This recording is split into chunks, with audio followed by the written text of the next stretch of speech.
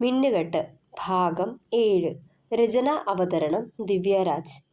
കേട്ടത് വിശ്വസിക്കാൻ കൂടി കഴിയാതെ കരച്ചിലമർത്തി വായ പൊത്തി പിടിച്ചുകൊണ്ട് ചുമരിൽ ചാരി നിന്നു അമ്മാളു. അപ്പോ എഡിച്ചായന് മുന്നേ ഇച്ചായനാണോ എന്നെ ഇഷ്ടപ്പെട്ടത്? അപ്പൊ പിന്നെ നടന്നതൊക്കെ? എഡിച്ചായനോട് ഇഷ്ടമാണെന്ന് പറഞ്ഞതിന് പിന്നാലെയാ ഇച്ചായൻ പ്രപ്പോസലുമായി എന്നെ തേടി വന്നത്. ഞാൻ ആദ്യം റിജക്റ്റ് ചെയ്തതാ. പക്ഷേ ഇച്ചായൻ വീട്ടിലേക്ക് വന്ന് ചോദിച്ചപ്പോൾ അച്ഛനാ ഈ വിവാഹത്തിന് സമ്മതം അറിയിച്ചത്. ഞാൻ അതേപ്പറ്റി എഡിച്ചായനോട് പറഞ്ഞപ്പോഴാ സ്വത്തിനു വേണ്ടി എന്നോട് ഈ വിവാഹത്തിന് സമ്മതം അറിയിക്കാൻ ആവശ്യപ്പെട്ടത്. കണ്ണുകൾ നിറഞ്ഞു തുളുമ്പിയിരുന്നു അവളുടെ. പക്ഷേ എഡിച്ചായന്റെ ലക്ഷ്യം സ്വത്തുക്കൾ മാത്രമല്ല, മറ്റെന്തൊക്കെയോയാ. ഇച്ചായനെ മനഃപൂർവ്വം ദ്രോഹിക്കാൻ വേണ്ടിയാ എന്നെ കരുവാക്കിയത്. ഇച്ചായന്റെ പ്രണയം ഞാനാണെന്ന് അറിഞ്ഞുകൊണ്ടാത്രേ എന്നെ പ്രണയിച്ചത്. വല്ലാത്ത ദുഃഖം തോന്നി അവൾക്ക്.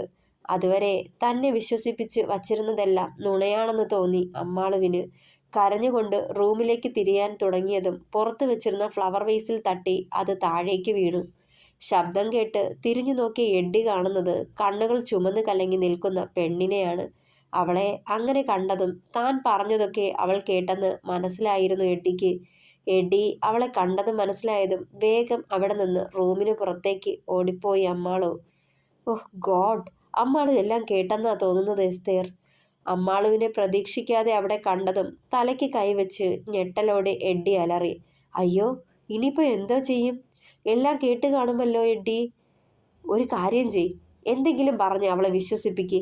ഇല്ലെങ്കിൽ നിന്റെ പ്ലാനൊക്കെ തകിടം മറിയും, ആധിയോടെ പറഞ്ഞു അവൾ. അവളുടെ കരഞ്ഞു കലങ്ങിയ കണ്ണുകൾ ഓർക്കെ അവൾ എല്ലാം കേട്ടെന്ന് മനസ്സിലായതും ഞെട്ടലോടെ അവളുടെ പിന്നാലെ പാഞ്ഞു എഡ്ഡി. അമ്മാളു റൂമിലേക്ക് കയറിയതും കയ്യിലിരുന്ന ബുക്കുകൾ മേശപ്പുറത്തേക്കിട്ട ശേഷം നിലത്തിരുന്ന് കരയാൻ തുടങ്ങി. എഡ്ഡി വാതിൽ തള്ളി തുറന്ന് അകത്തേക്ക് കയറി വന്നു. നിലത്തിരുന്ന് കരയുന്നവളെ തന്നെ നോക്കി നിന്നു.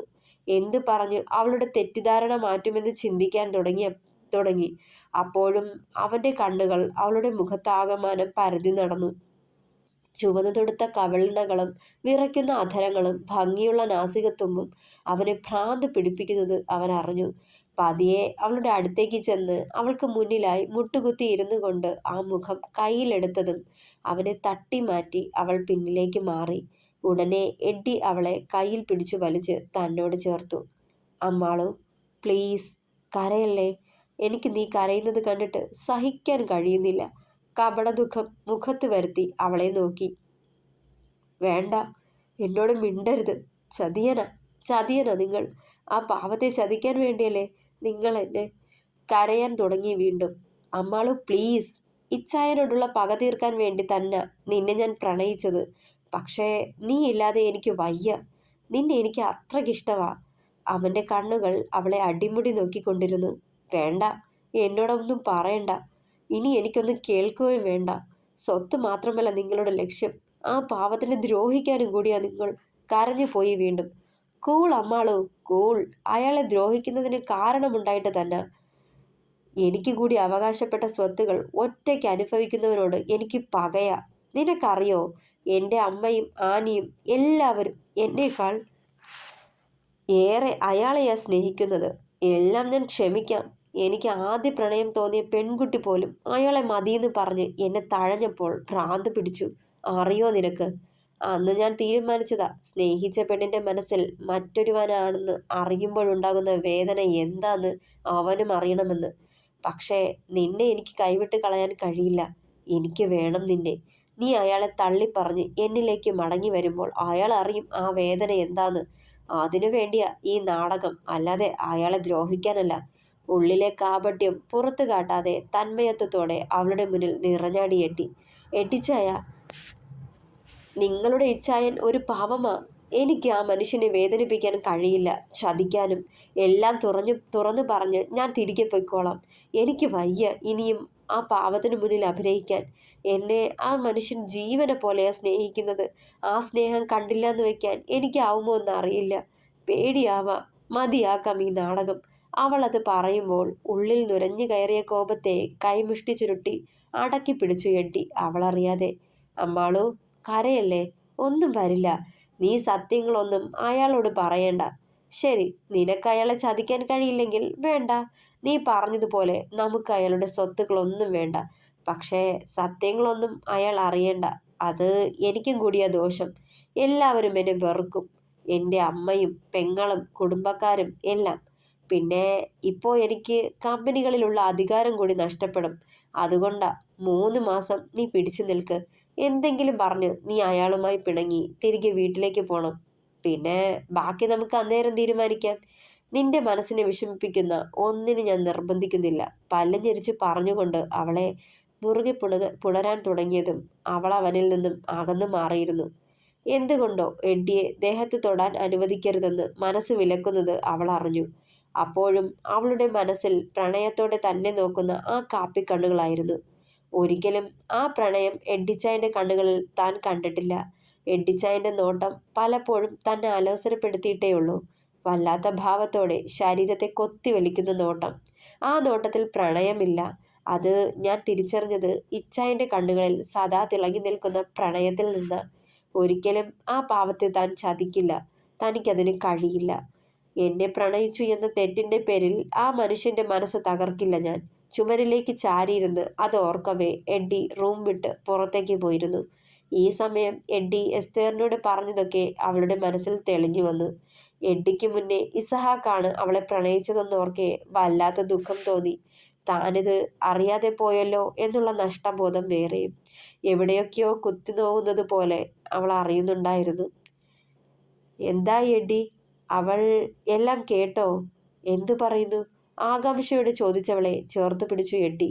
പൊട്ടിയ അവള്. ഞാൻ എന്ത് പറഞ്ഞാലും അനുസരിക്കുന്ന പൊട്ടി. നീ നോക്കിക്കോ എസ്തേർ, അവളെ കൊണ്ട് തന്നെ അയാളെ ഞാൻ തകർക്കും. എനിക്ക് വേണം അവളെ. നഷ്ടപ്പെടുത്താൻ കഴിയില്ല. വല്ലാത്തൊരു തരം മോഹമാ അവളെനിക്ക്. ജീവിതകാലം മുഴുവൻ വേണം എനിക്കവളെ. ഒപ്പം അവളുടെ കൂടെ ഞാൻ ജീവിക്കുന്നത് കണ്ട് നീറി നീറി അയാൾ ഒടുങ്ങണം. പകയോടെ അവൻ പറഞ്ഞു. വൈകുന്നേരം അത്താഴം കഴിഞ്ഞ് ഹാളിൽ ഒരുമിച്ചിരിക്കുകയായിരുന്നു സോഫിയും കത്രീനാമ്മയും ആനിയും. തൊട്ടടുത്ത് തന്നെ അമ്മാളവും ഇരിപ്പുണ്ട്. മനസ്സ് മുഴുവൻ ഇസഹാക്കായിരുന്നു. രാവിലെ എഡ്ഡി പറഞ്ഞ കാര്യങ്ങൾ ഓർത്തതും മാളിൽ വച്ചുണ്ടായതൊക്കെ അവളിലേക്ക് കടന്നു വന്നു. അറിയാതെ തന്നെ അവനെ കണ്ടെങ്കിലെന്ന് കൊതിച്ചു അവളുടെ മനസ്സും. അല്ല എൻ്റെ വല്യമ്മച്ചി, പണ്ട് ഹൗവ അമ്മച്ചി വിലക്കപ്പെട്ട കനി പാവം ആദം അപ്പാപ്പനെ കൊണ്ട് തീറ്റിച്ചിട്ടല്ലായോ ഏദൻ തോട്ടം നഷ്ടപ്പെട്ടത്? ആനി വലിയ കാര്യത്തിൽ ചോദിച്ചു. അത് ദൈവം കൈയോടെ പിടികൂടുകയും ചെയ്തല്ലോ. അങ്ങനെയല്ലേ ഏദൻ തോട്ടം അവർക്ക് നഷ്ടപ്പെട്ടത്? അവർ അവളെ നോക്കി. ഓ, ഹൗവ വല്യമ്മച്ചി ആദം അപ്പാപ്പനെ തേക്കാതിരുന്നെങ്കിൽ ഇന്ന് നമ്മളൊക്കെ ഏദൻ തോട്ടത്തിൽ കിടന്ന് ആറുമതിച്ചേനെ അല്ലേ വല്യമ്മച്ചി? ചിരിയോടെ ചോദിച്ചത്. പിന്നില്ലേ, പാപം ചെയ്തുകൊണ്ടല്ലേ മനുഷ്യന് അധ്വാനിച്ച് ജീവിക്കേണ്ടി വരുന്നത്. അതുപോലെ സ്ത്രീയെയും ശപിച്ചിട്ടുണ്ട്. പേറ്റുനോവ് അറിഞ്ഞ് കുഞ്ഞിന് ജന്മം നൽകുമോ എന്ന്. ഹോ, ഈ ഹൗവ അമ്മച്ചി എന്ത് പണിയാ കാട്ടിയേ. ആ സ്നേക്ക് പറഞ്ഞതൊക്കെ അതേപടി കേൾക്കാതിരുന്നെങ്കിൽ ഹോ, ഏദൻ തോട്ടത്തിൽ അടിച്ചു പൊളിക്കായിരുന്നു. കഷ്ടപ്പെട്ട് പഠിക്കേണ്ടിയും വരില്ല, ജോലിയും എടുക്കണ്ട. എന്നാലും എൻ്റെ ഹൗവ അമ്മച്ചി പാവം ആദം വല്യപ്പൻ. 8ന്റെ പണിയല്ലേ ആപ്പിള് കഴിച്ച് 2 പേരും കൂടി വാങ്ങിക്കൂട്ടിയത്. താടിക്ക് കൈയും കൊടുത്ത് ദീർഘമായി നിശ്വസിച്ചു ആനി. ഇന്നത്തെ ചില പെൺപിള്ളാരെ വെച്ച് നോക്കിയാൽ ഹവ്വയൊക്കെ എന്നാ തെറ്റാടി മോളെ ചെയ്തത്. മിന്നു കെട്ടിയവനെയും നൊന്ത് പെറ്റ പിള്ളാരെയും മറന്നല്ലയോ ഓരോ അവളന്മാരും കാമുകന്മാരുടെ കൂടെ പോകുന്നേ. കാമുകന്റെ കൂടെ പോവാൻ പിഞ്ചു കുഞ്ഞിനെ കൊല ചെയ്തവളന്മാര് വരെ. കാലം പോയ പോക്കേ. ഞങ്ങൾക്കൊക്കെ മിന്നി കെട്ടിക്കഴിഞ്ഞാൽ പിന്നെ അതിയാനാ ലോകം. ബാക്കിയൊക്കെ അങ്ങ് മറക്കും. അതുമല്ല, വേറൊരുത്തനെ നെഞ്ചിൽ ഇടം കൊടുക്കത്തുമില്ല. ഇപ്പോഴത്തെ പിള്ളേര് അങ്ങനെയാണോ? ആ തെക്കേലെ ജോസിന്റെ മോളില്ലേ ജിൻസി, അവളുടെ കെട്ടുകല്യാണം കഴിഞ്ഞിട്ട് 1 മാസമായില്ലല്ലോ. ദേ ഇന്നലെ സൂസി പറയുന്നത് കേട്ടു, ആ പെണ്ണ് അവളുടെ കാമുകന്റെ കൂടെ പോയെന്ന്. തല്ലിക്കൊല്ലണം ഇവളുമാരെയൊക്കെ. അങ്ങനെ മറക്കാൻ പറ്റില്ലായിരുന്നെങ്കിൽ ഇവൾ എന്തിനാ വേറെ വിവാഹത്തിന് സമ്മതിക്കാൻ പോയത്? അവന്റെ ഭാവി കൂടി നശിപ്പിക്കാനോ? ഇവളൊക്കെ ഇടുത്തി വീട് ചാവത്തേയുള്ളൂ. കത്രീനാമ്മയുടെ വാക്കുകൾ തുളഞ്ഞു കയറി മുറിവുണ്ടാക്കിയത് അമ്മാളുവിന്റെ ഹൃദയത്തിലാണ്. താനും അതേ തെറ്റല്ലേ ആവർത്തിക്കുന്നത് എന്ന കുറ്റബോധം അവളെയും കുത്തി നോവിക്കാൻ തുടങ്ങിയിരുന്നു. എത്ര മുടിഞ്ഞ പ്രേമമായിരുന്നെന്ന് പറഞ്ഞാലും ഒരുത്തന്റെ മിന്നു വീണാൽ പിന്നെ അവനാവണം നമുക്ക് എല്ലാം. മറ്റേതെല്ലാം മറക്കണം. എന്നിട്ട് എന്തായി വല്യമ്മച്ചി? ആ ജിൻസിയുടെ കാര്യം ആകാംക്ഷയോട് ചോദിച്ചു ആനി. എന്താവാൻ? ആ ഒരുമ്പെട്ടോള് പോയതറിഞ്ഞതും ആ കെട്ടിയോൻ ചെക്കൻ വിഷം കഴിച്ചു. ഭാഗ്യത്തിന് ആരൊക്കെയോ കണ്ടോണ്ട് വന്നോണ്ടാ ജീവൻ രക്ഷിക്കാൻ കഴിഞ്ഞത്. പാവം ആ ചെക്കൻ. സ്വന്തം ഭാര്യ ഇനി ഒരുത്തന്റെ കൂടെ ഇറങ്ങിപ്പോകുന്നത് അവന്റെ കഴിവുകേട് കൊണ്ടെന്നല്ലേ പറയൂ. പിന്നെ എത്രയൊക്കെ ആയാലും ജീവനെ പോലെ സ്നേഹിച്ചതല്ലയോ. പെട്ടെന്ന് ഉപേക്ഷിച്ചു പോയപ്പോൾ സഹിക്കാൻ പറ്റിയിട്ടുണ്ടാവില്ല. അതൊക്കെ കൊണ്ടാവും മരിക്കാൻ തീരുമാനിച്ചത്. അവർ പഴിച്ചുകൊണ്ടിരുന്നു. കത്രീനാമ്മ ഓരോന്ന് പറയുമ്പോഴും അമ്മാളുവിന്റെ നെഞ്ചിൽ ഭാരം ഇരട്ടിച്ചു വരുന്നത് അവൾ അറിഞ്ഞു. കണ്ണുകൾ നിറഞ്ഞു. ആരും കാണാതെ തുടച്ചു നീക്കുമ്പോഴും ഇസഹാക്കിന്റെ ചിരിക്കുന്ന മുഖവും പ്രണയത്തോടെ തന്നിലേക്ക് നീളുന്ന കാപ്പിക്കണ്ണുകളും തെളിഞ്ഞു വരാൻ തുടങ്ങി. വല്ലാത്തൊരു ഭാരം ഹൃദയത്തെ കീഴ്പ്പെടുത്തി. അവളുടെ ഹൃദയം നീറിപ്പുളഞ്ഞ് വേദനിക്കാൻ തുടങ്ങി. വിറയാർന്ന ചുണ്ടുകൾ വിതുമ്പലടക്കാൻ പാടുപെട്ടു. അവനെ ഒന്ന് കണ്ടെങ്കിലെന്ന് അറിയാതെ ഉള്ളം തുടിച്ചുകൊണ്ടിരുന്നു. ഈ സമയം പുറത്ത് കോളിംഗ് ബെൽ അടിക്കുന്ന ശബ്ദം കേട്ടതും അമ്മാളുവിന്റെ ഹൃദയം തുടികൊട്ടാൻ തുടങ്ങി. അവളുടെ കാലുകൾ യാന്ത്രികമായി മുന്നോട്ട് ചലിക്കാൻ തുടങ്ങി. ആ കാപ്പിക്കണ്ണുകളെ വീണ്ടും ഓർത്തതും വേഗത്തിൽ വാതിലിനടുത്തേക്ക് പാഞ്ഞവൾ. വെപ്രാളത്തോടെ വാതിൽ വലിച്ചു തുറന്നതും തൻ്റെ മുന്നിലെ കാഴ്ച കണ്ട് നടുങ്ങിപ്പോയി അമ്മാളും. തുടരും. അപ്പോൾ പ്രിയപ്പെട്ടവരെ, അഭിപ്രായങ്ങൾ പറയണേ. കഥ ഇഷ്ടമായാൽ കമൻറ്റ് ചെയ്യണം, ലൈക്ക് ചെയ്യണം, സബ്സ്ക്രൈബ് ചെയ്യണം, ഷെയർ ചെയ്യണം. താങ്ക്